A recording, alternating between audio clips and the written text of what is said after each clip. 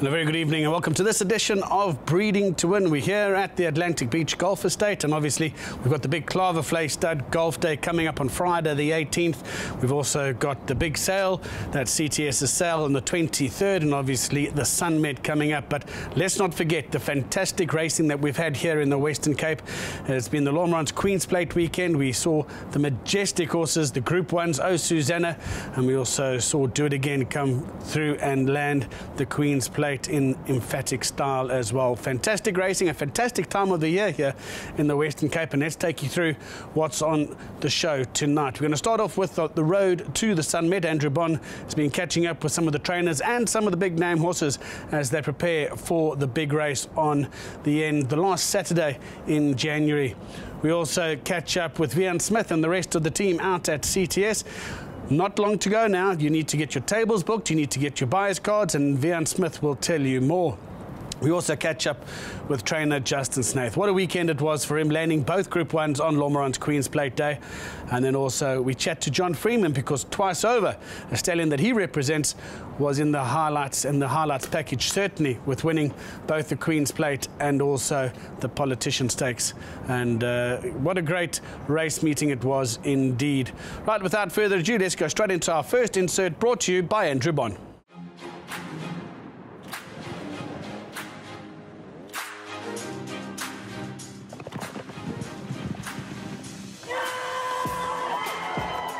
This program is proudly brought to you by SunBet, and it's called The Road to the SNAITH. And many of us will ask the question in this beautiful sport of thoroughbred horse racing, where does the buck stop?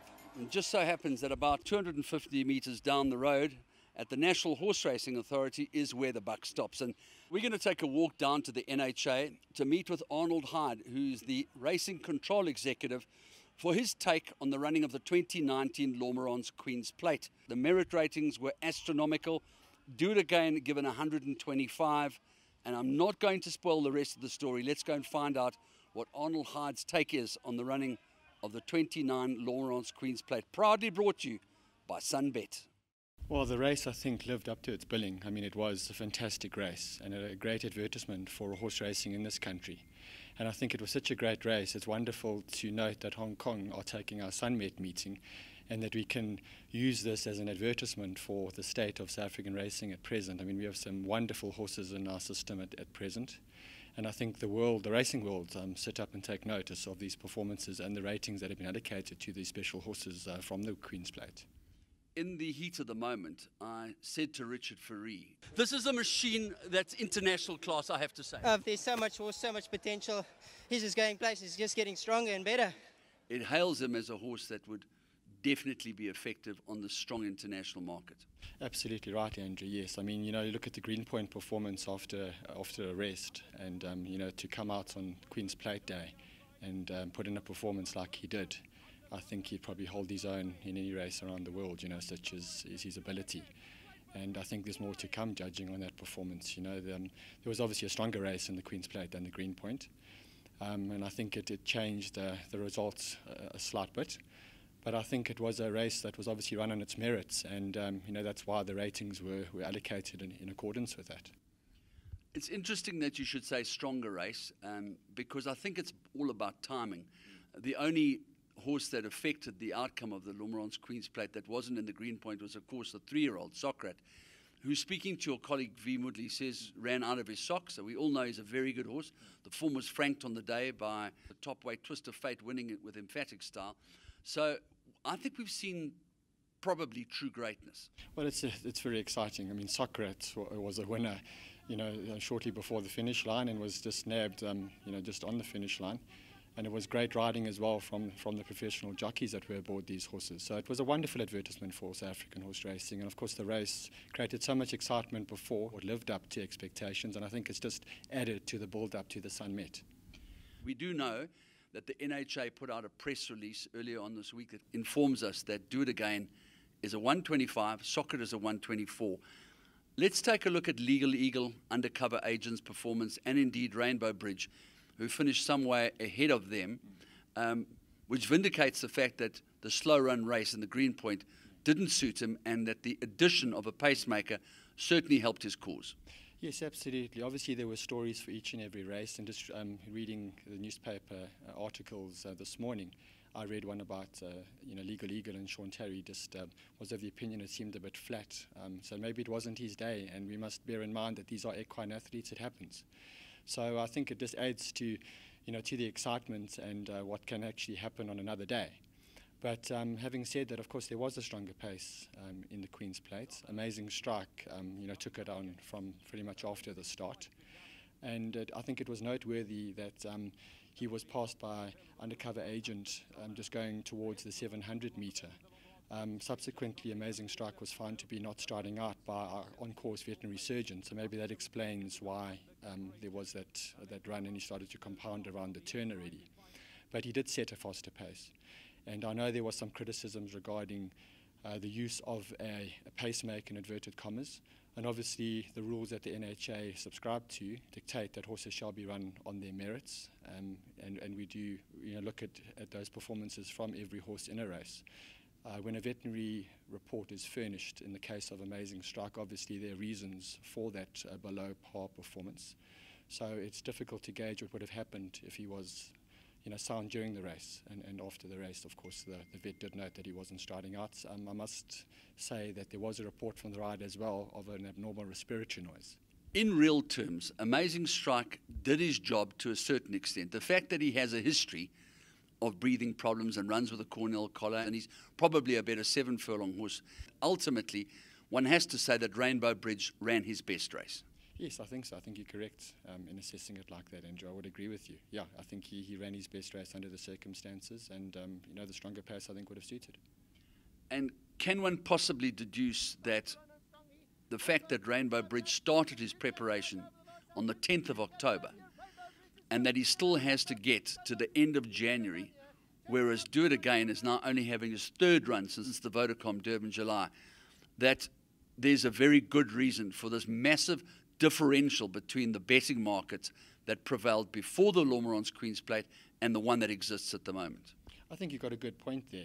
The trainers would know better than I would. I think trainer Eric Sands and trainer Justin SNAITH are both experts in their own right, and they would know how they've planned their horses' itinerary and their program, and how they will see out the season and the race at the end of the season. Obviously, the season will be longer for Rainbow Bridge and Do It Again, but I'm sure that they're fine trainers, and they would have made the necessary plans to ensure that they finish off the season in the right manner. Added to which, of course, you've got the filly that won last year's SunMet, Oh Susanna, taking her place in the lineup. And obviously there was a huge hike in the merit rating of the filly that ran second to her, Lady in Black, because she has consistently proven to be ever so slightly inferior to Oh Susanna, who's maintained her merit rating of, I think, 120, 121, which she obtained last year. Yeah, what a fantastic filly. So I think, that's also, it's very interesting to see how she performs. And she's such a top-class, world-class filly that, of course, she could also quite easily be, in the finish in a very strong way. And I think that's what a lot of people are expecting for her to be right there in the thick of things.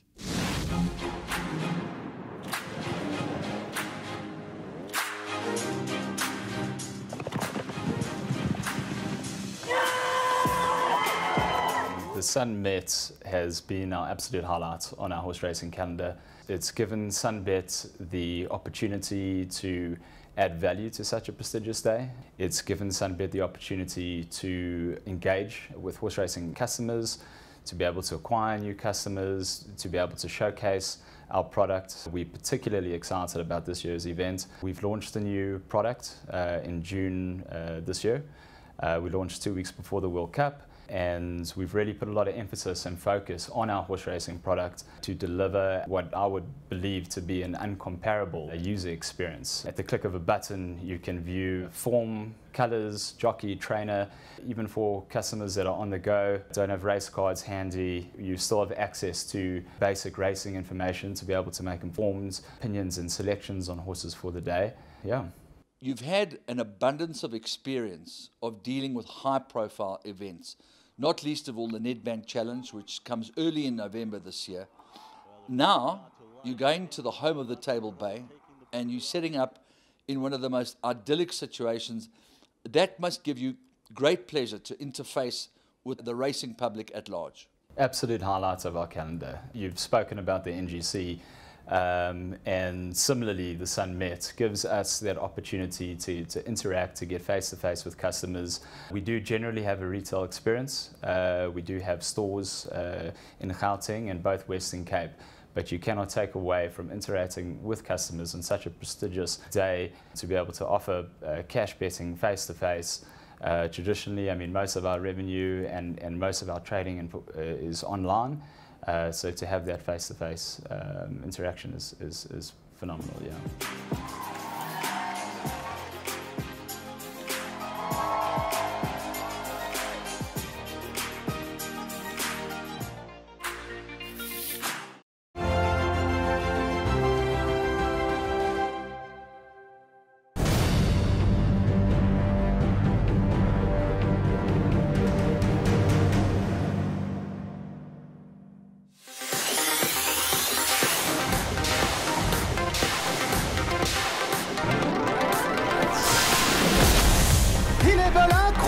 Ici, la police qui va enlever l'arc de triomphe. 5e victoire dans la course pour Frankie Lettori.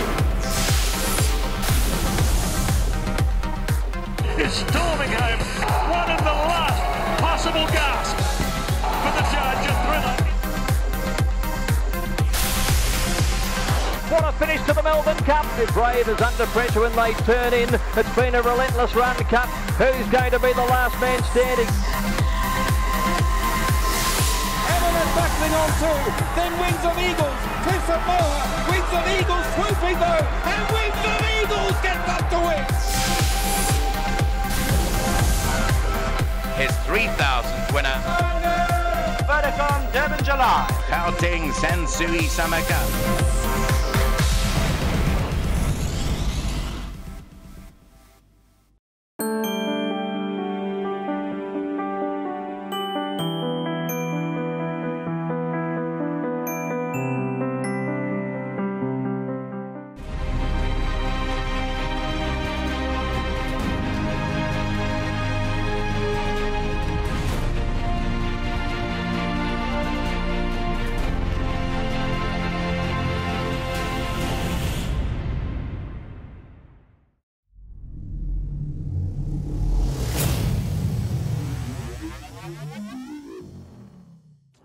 Some fantastic horses lining up to do battle once again come SNAITH at the end of January. Now, as we mentioned at the beginning of the show, we're going to be chatting to WEHANN Smith. He takes time to go find out about the logistics pertaining to the Cape Premier yearling sale, how you go about getting your buyer's cards, how you go about booking your tables. Let's find out more from both WEHANN and Fiona Ramsden. With just a week and a half to go to the Cape Premier yearling sale, it's lovely to be catching up with WEHANN Smith this morning to just check out the final arrangements for the big sale. WEHANN, great to have you on the show. Must be getting a bit nerve-wracking now with just a week and a half to go. Yeah, I don't know where the time goes. I seem to say that every time. But the Queen's Plate's, you know, done and dusted, and it's in less than 2 weeks until the sale. So it is getting a little nervous and excited at the same time. Well, we've been going out and seeing some of the breeders and seeing some of the drafts that are preparing, and they look fantastic, and they're all getting excited about moving into the convention centre around Sunday. Is that right? Yeah, the horses are actually coming in from on the Saturday morning will be the main day that the horses arrive. So that's Saturday the 18th of January or 19th of January, and then viewing will commence on Sunday the 20th. So you know, literally around the corner. And yeah, I've heard some great reports. The breeders are all very happy with how the horses have progressed. I know Kerry's been around to a few farms to just check on her last couple of ones, and the overall feeling is very, very positive. And yeah, I think we in line for a great couple of days of sales. Very exciting times. And you said that you're expecting a good numbers at the sale. Plenty of international buyers are going to be coming along. Yes, you know, the teams worked really hard in marketing the sale and following a very you know, one-on-one and direct approach in terms of getting people to come to the sale, and the turnout is excellent. I'm starting to get worried that the convention centre is not going to be big enough, but the international attendance is I think bigger than it's ever been, and quite a distribution from the various different countries that support our industry, and locals as well. You know, we tend to get the local invite or the local bookings a little later than the international ones. And I know Josie's been, Josie was on leave for a while, but I don't think she had much rest. And this week and next week, and I'm sure it'll be, you know, the momentum will keep going in terms of getting people booked and getting people down for the week. And what a wonderful week to be in Cape Town, you know, with a Met and everything happening around the sale. Yeah, absolutely. And the convention centre is a great place to have the sale. And from the Sunday, there'll be refreshments available for everyone. It's a very comfortable place for viewing. Yes, certainly. It is a very comfortable place. I'm always amazed at how quiet the horses are in the convention. I think it's a great venue for the horses as well. You know, an air-conditioned environment and you know, no flies around, and it's a wonderful, you know, environment for the horses to be, and certainly, you know, for buyers and prospective buyers to look at those horses. And yes, we'll be absolutely ready by the time the first viewers arrive on Sunday, and there'll be, you know, plenty of refreshments around, and we've got a jam-packed week on the social side as well. With on the Sunday night, we're actually hosting just a very informal Sundowners event at Manners Restaurant in Greenpoint. On the Monday night, I know that Highlands, Ridgemont, and Main Chance will be hosting their you know, traditional international evening, and that's of course by invitation only. And then we're doing our cocktail party, the CTS cocktail party, on the Tuesday evening at a wonderful venue, you know, at the top floor of the Naspers building, a venue called Nasdaq, a play on Nasdaq and Naspers, and that'll be on the Tuesday evening, and then it's sale time on the Wednesday. So it's yeah, a jam-packed couple of days for sure. On the event side, we've also got the Claverflay Golf Day, and that's a nice sort of relaxant for the trainers and the buyers, get them in the right mood, and just a nice relaxing day before the sale. Yes, absolutely, and that's the Friday before the sale, and it's a great way to kickstart the week, in that it's a very social event, and you know, a lot of the people in the horse industry are avid golfers, and I'm sure one or two bets will be struck on the day, and yeah, I think just the absolute perfect way to kickstart that, you know, to kickstart the week. And I'm not sure if there's still spaces available, but if you haven't booked for the Claverflay Golf Day yet, then Grant Knowles from Claverflay would be the right person to get in touch with. Lots to look forward to, and it's going to be a one-day sale. It's going to be a long afternoon, but people can go and book a nice table, enjoy the evening. There'll be lovely food and drinks available on the evening as well. Absolutely. You know, please do get in touch with Josie Marais or Kirsty Kurtzer. Their contact details are all on our website, capethoroughbredsales.com. If you haven't already, you know, booked a table at the sale or confirmed your attendance, and also for the various functions and events going on that sale, please get in touch if you haven't done so already. Yes, there is certainly still space, but please do get in touch. And likewise for buyers' cards, anyone who's intending to buy on the sale, they must get hold of your team. Yes, and the earlier the better. You know, there's always a bit of a mad rush for buyers' cards on the day of the sale, but if at all possible, please get in touch with us earlier. We've already, you know, processed a very large number of buyers' cards. I think there'll probably be less of a rush than would have been the case in previous years, but we would prefer you to please, you know, make contact well before the sale. And as you said already, you've got a lot of interest in the sale, and there's going to be a lot of international buyers there, and the Queen's Plate Festival helped things along as well, because Twice Over had a phenomenal Queen's Plate weekend, and you've got six Twice Overs on the sale.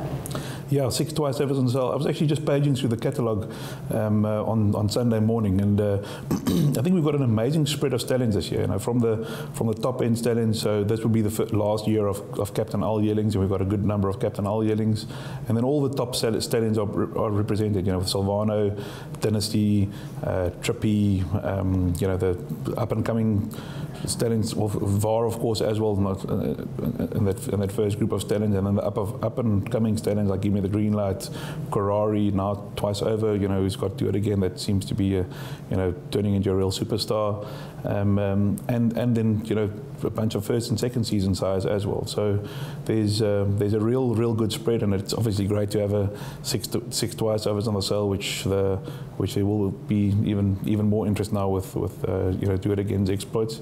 But then there's just so much to choose from, and then in addition to all that, you've also got a whole bunch of international sides, you know, with Frankel and Camelot and Zoffany a few others also represented on the sale. So there really is something for everyone, and a real depth and breadth of quality. Yeah, it's a very, very exciting catalogue, as you said, a wide range of stallions, and we chatted to John Freeman today as well, and he's very excited because his band of stallions have done particularly well over the past week as well. Yeah, he's certainly done well, and in terms of first season size as well, it's going to be really interesting to see how the likes of Louis the King, who was a triple crown champion, and Futuro, who was a champion racehorse, and Legislate, despite his infertility issues in those first few years, he's got a good number of yearlings on the sale, and also Global Views, by Galileo, he's got a number of horses on the sale. A very, very nice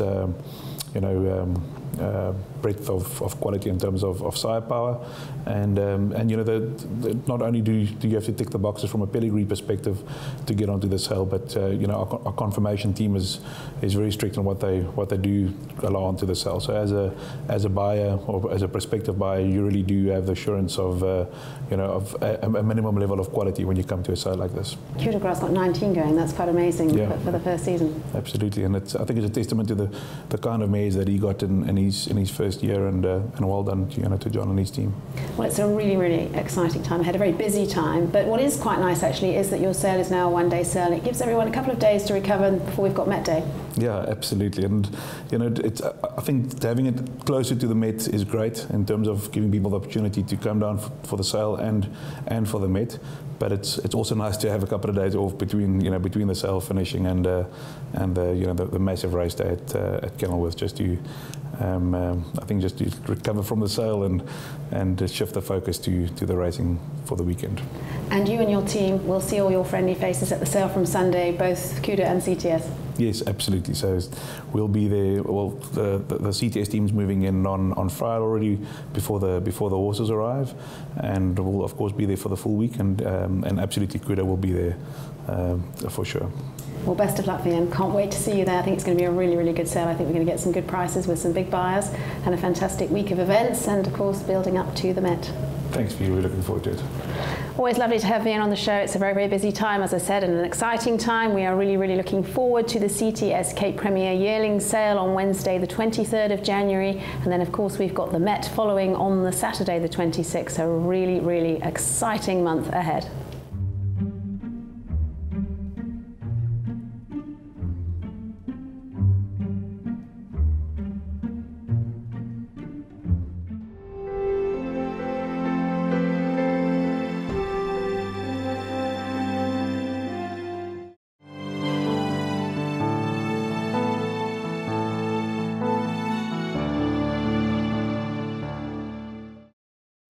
Well, the SNAITH team certainly put out a lot of runners over the Lombrance Queen's Plate weekend. A quietish Friday, but they bounced into full force come Saturday, winning both the Lombrance Queen's Plate, and they also won the next big race with Double Mint as well. So they had a Group 2, a Group 1, and then obviously Susanna came to the party in the Paddock Stakes, brought to you by Cartier as well. Fantastic racing. Let's find out more from Justin about what the plans are going forward for those top thoroughbreds that he's training. Once again, the Queen's Plate Festival was a great success. The fashion was absolutely elegant, and more so, the horse racing was second to none. And Justin SNAITH was the trainer of the meeting. It didn't go so well for the first day, but the second day was absolutely phenomenal for the SNAITH yard. And with me this morning is Justin SNAITH to chat to me about the Queen's Plate Festival. Justin, once again, congratulations. What a festival it turned out to be for you. Great, thank you. It didn't start off as planned, but it's certainly everything we dreamed of on the day, results-wise, in the main races, came true. Yeah, day one you had a lot of runners. We had a lot of runners both days, but day one you must have gone away a little bit disappointed, but you surely knew you had better to come the next day. Yes, for Cape, everyone knows in Cape Town the fields aren't always too big, so we try to support an event like that as best we can. So, we put in quite a few horses, but it's also very important that the fields are bigger for tote turnover and all those sort of reasons. So not only are we actually concentrating on the horse side, but we're also seeing it from the side of which would be Cape Racing, Pumelela, and ensuring that we've become so complacent about what's actually going on behind the scenes in racing, and we need runners, we need fields to ensure that Cape racing grows from strength to strength. But reflecting back on the meeting, I mean, Damien, it wasn't that bad. You were finding the second box a little bit more than the first box, but day 2 was absolutely phenomenal for you to go away with the 2 Grade 1s and a Grade 2. Yeah, look, after the Friday, I now know what it felt like to be Jose Mourinho, having so many seconds. Lucky I didn't get fired, and we went forward to Saturday, and it was just amazing the weekend, to be honest. It's been my brother and I's dream to, you know, if we're going to race here in South Africa, to experience that type of day where, you know, I mean, I had a horse running owned in partnership with Ed Dunlop, William Haggis. You know, these are all sort of idols of mine in the UK racing. And the people that arrived on the day, it's just incredible that, you know, through all the nonsense that still goes on in South Africa, which is such a minority of people, that still, Cape Town is so beautiful that they come out to South Africa to enjoy a summer here. And I tell you what, did they put on a show. It was just, from start to finish, just done, classy.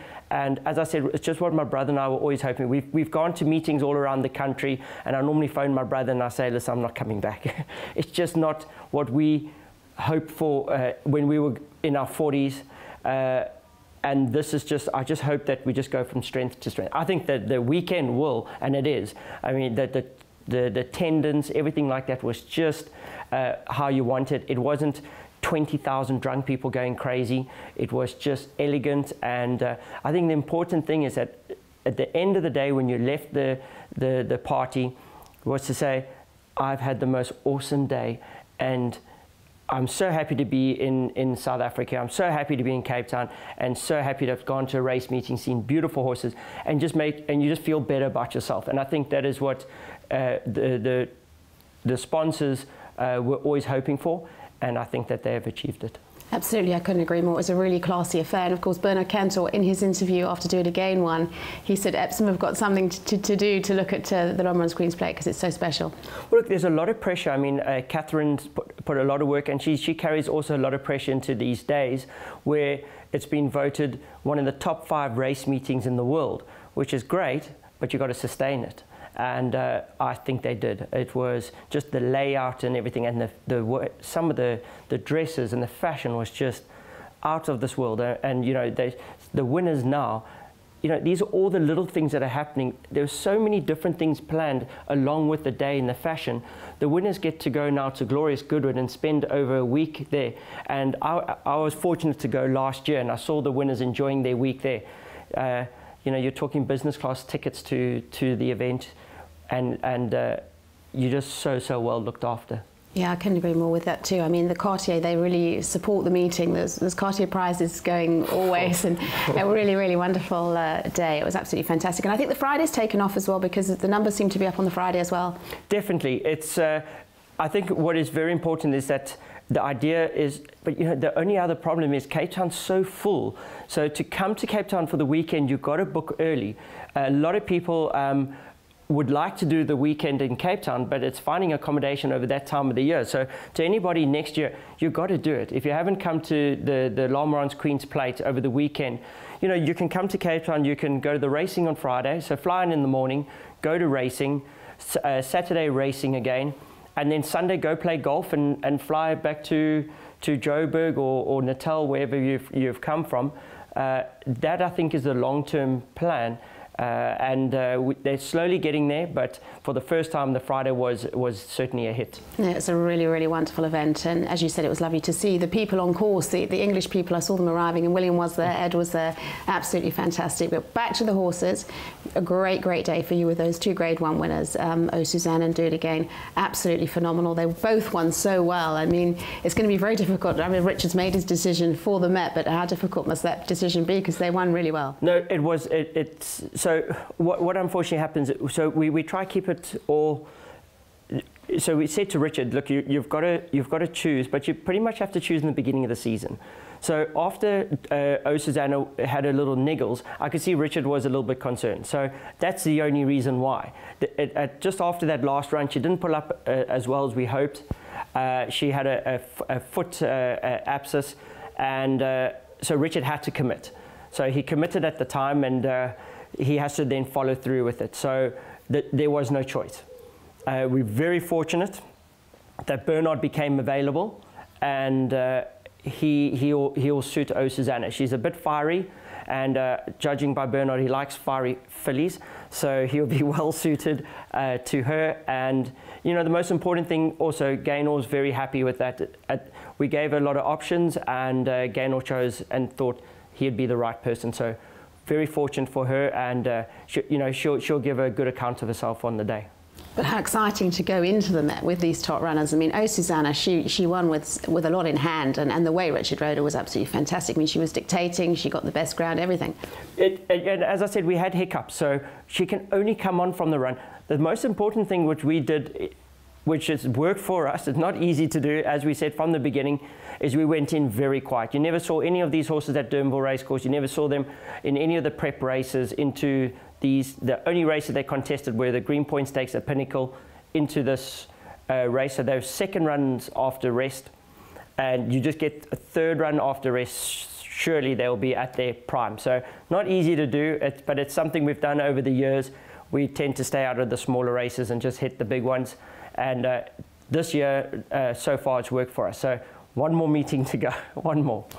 But you got O Susanna under the belt, great win. Going into the big race, how were you feeling? Because, I mean, Do It Again ran such a cracker in the Green Point. You must have been a bit quietly confident. Very. With both horses, to be honest, the confidence, the closer we got to the race, the more confident I was getting. I think if we'd run the race a week earlier, the result would have been the same. We were ready. Funny enough, it's just interesting the way they planned the races. 1 week out, we were ready. So I just had to keep it going for one more week. O Susanna, I was very confident because I felt that it's the best I've ever had her.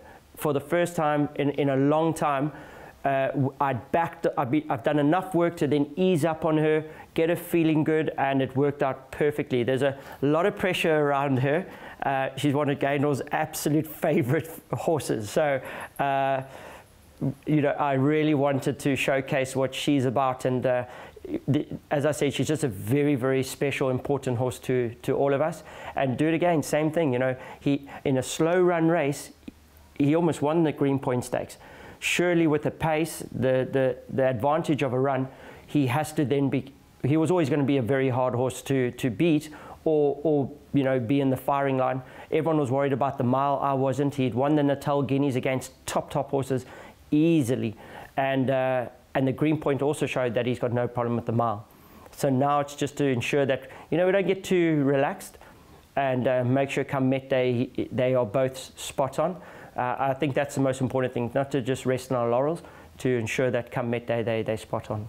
But it was a particularly good Green Point, a hell of a field that you've actually beaten. So that again gives you huge confidence, obviously, going forward to the Met, and the Met will be better conditions for him. Correct. You know, I see he gets a kilo from some of the other horses as well, which is because he's a 4-year-old. Look, we've got a lot of confidence. We just need to, as I said, just make sure.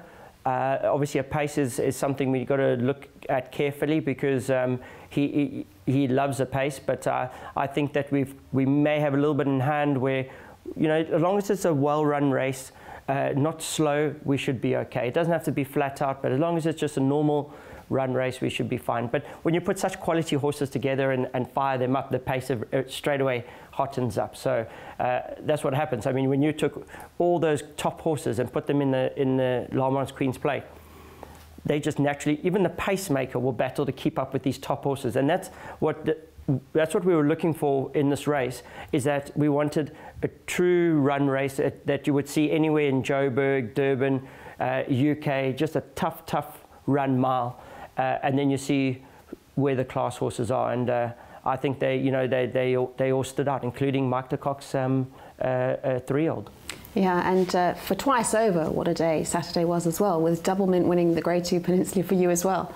Yes, look, he's a top sire. I mean, he's a top racehorse, and just very fortunate to get him into South Africa. Sometimes we get horses that have already been at stud and haven't quite lived up to their expectation.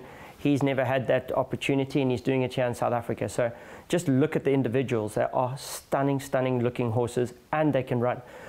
So we just, you know, we've got to keep trying to find more of them. I mean, that's the first thing Nick Johnson said to me on Sunday. He says, oh, this is all great, but we've got to find the next one. Yeah, more twice overs. But for Double Mint, where does he go next? Well, Double Mint is a horse that off a 104 at the moment, I think he's very well weighted.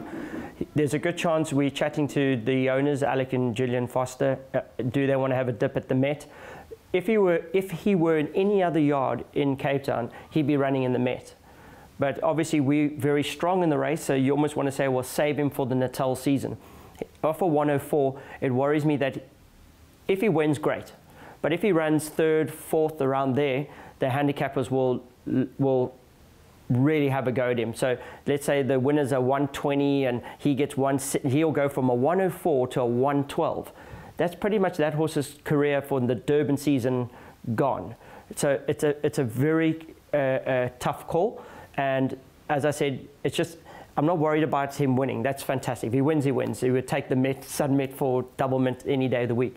But if he runs fourth, fifth, around there, sadly the handicappers could ruin his career. So it's a decision that has to be made by the owner.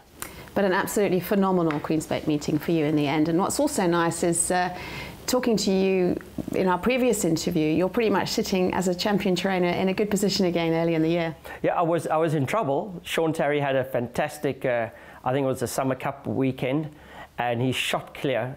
Always, I mean, that's the only thing with the Joburg guys, on one big day they can win a good few million rand and go ahead. But I think we've closed it down to about 30,000 rand now, which actually makes me think if Bunker Hunt hadn't fallen, we could have been back in front. So it's just a closer call. But it's just fantastic. Sean's as he's trained and the more success he's had, then he's just become such a pleasure of a person. Sometimes some people go the other way, and Sean has just gone, for me, it's just a pleasure to be fighting it out with him. He's just a really nice guy, fantastic family. So yeah, just really looking forward to it. So we reckon if we can be close, hit the Durban season, it'll be game on. Yeah. Yeah, it'll be exciting to the finish line. It's going to be a fantastic fight. And talking about Bunker Hunt, he was obviously fancied for that feature race, and that just goes to show what an up and down life horse racing is, because he fell coming out of the pens, and then in the next race you're winning in a feature. So it's unbelievable, isn't it? Look, he's a horse with a lot of potential. We'll see in the Derby. So I'm going to go do a bit of work at home with him. What happened was they took his starting stall certificate away when he won his last start. So we had to then reschool him.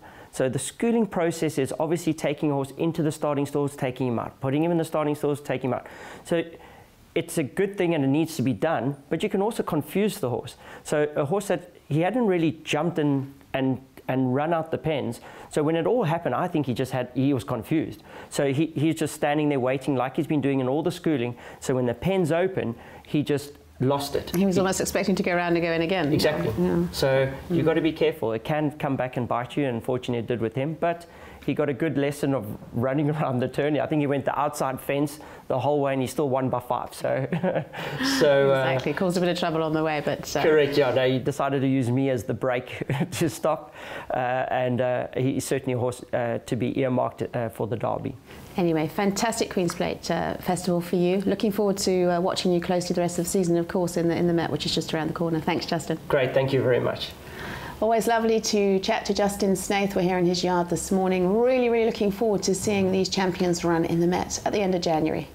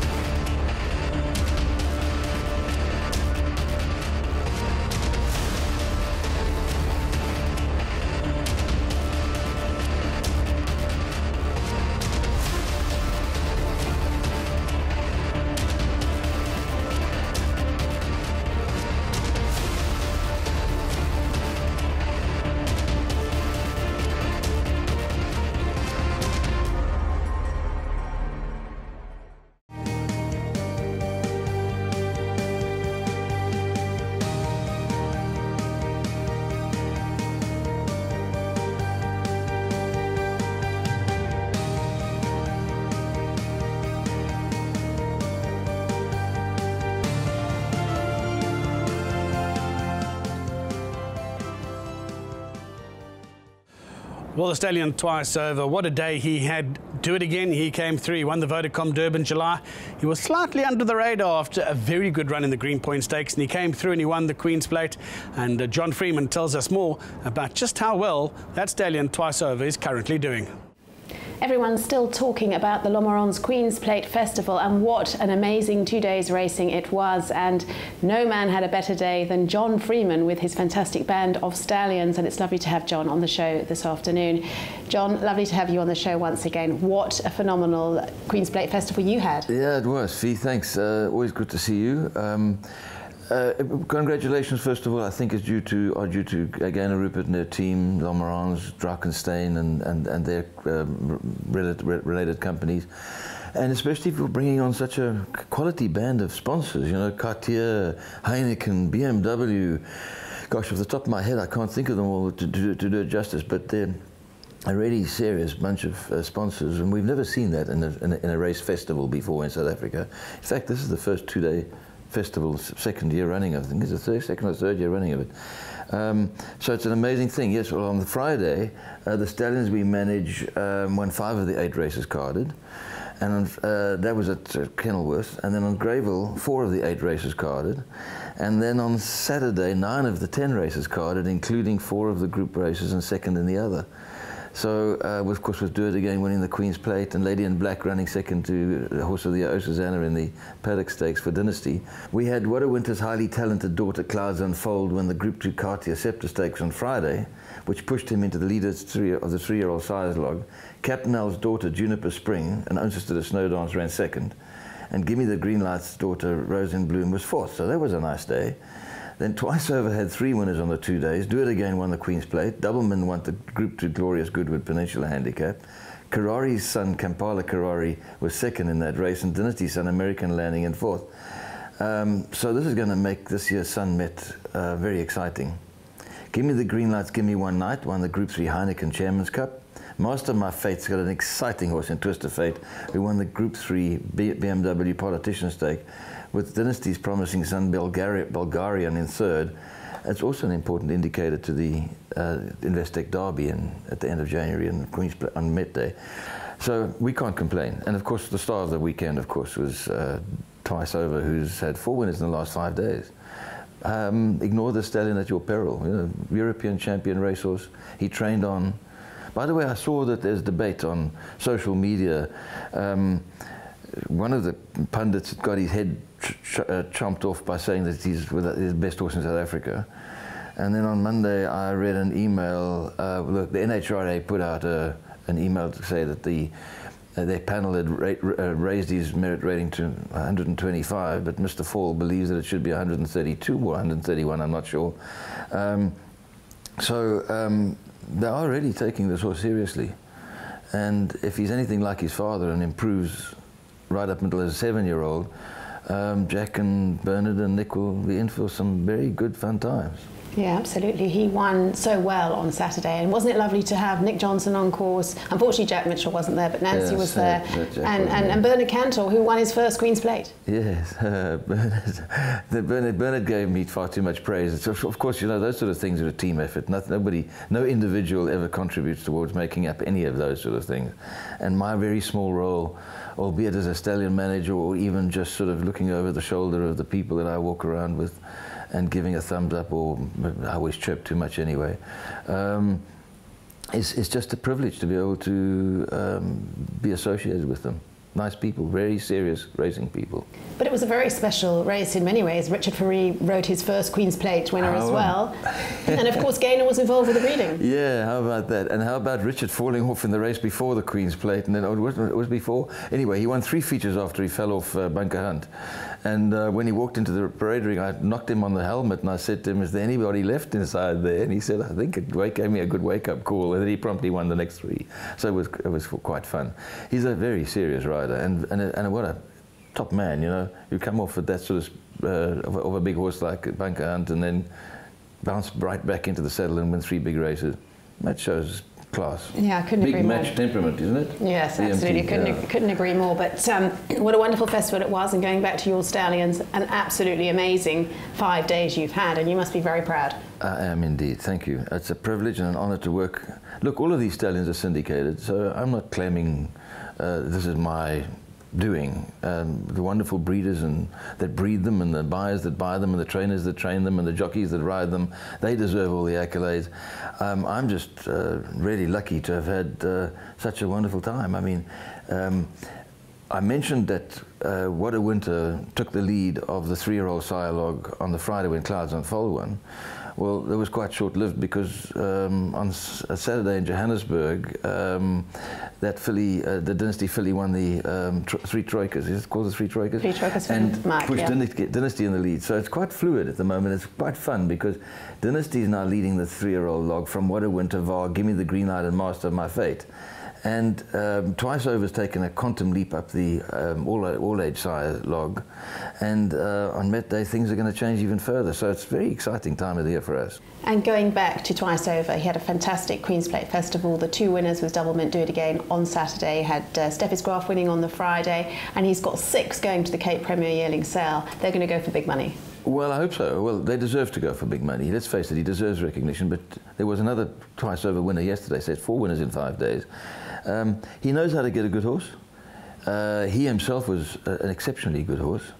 And if the market respects them for what they are, I'm really surprised that there's so many of them that go up the straight. And frankly, very relieved that we have horses like Double Mint and Do It Again, who Do It Again reminds me a lot of a horse that we once had association with called Free My Heart. He used to loaf at the back of the field, and then when it mattered, he'd show him daylight and he'd come through with a flash and finish the race big time. I like to see more of that sort of horse, and Double Mint and Do It Again being them. I don't know whether when you spoke to Justin this morning whether he led on about any of the others that he's got in his stable, but I happen to know that he's got a couple of others that he fancies quite a lot. So he's a big fan. They deserve the respect of the market, and I'm looking forward to seeing them at the CTSL next week. Week after next, is it? Yeah. It's very close. Yes, Justin's very, very keen on the Twice Overs. Now, talking about the catalogue, I mean, you've got plenty of your other top stallions in the catalogue as well. It's going to be a fantastic sale. All of them, including the first crop of Futura, which I'm very excited to see. We had that competition with Babadi's foals, which was very well received. Pippa reminded me at the races on Saturday that though the yearling that was the foal that she submitted to the competition really came in the finals but didn't win the competition, she said she still believes is the best looking horse. So I'm dying to see it. We've got, and all of the other stallions are represented. You know, we've got a fantastic lineup of stallions, and it's a nice catalogue. I've actually started studying it already. Got international interest.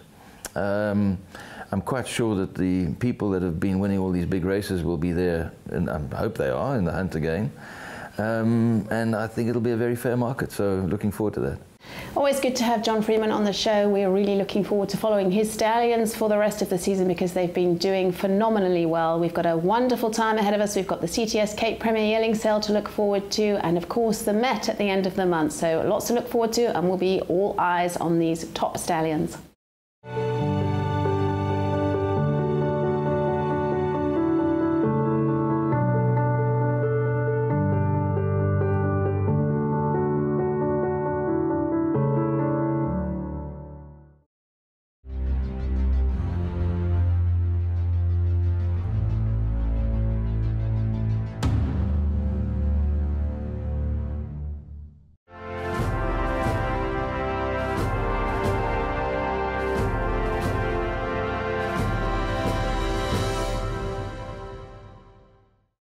Well, that's a wrap for this show. We certainly look forward to bringing you a whole lot of the independent studs, their drafts coming up for Cape Premier Yearling Sale, and obviously we'll bring you a bit of a highlights package and some of those real interesting shots that will be portrayed at the Claverflay Golf Day as well. So much happening here in the Western Cape. We hope you can join us.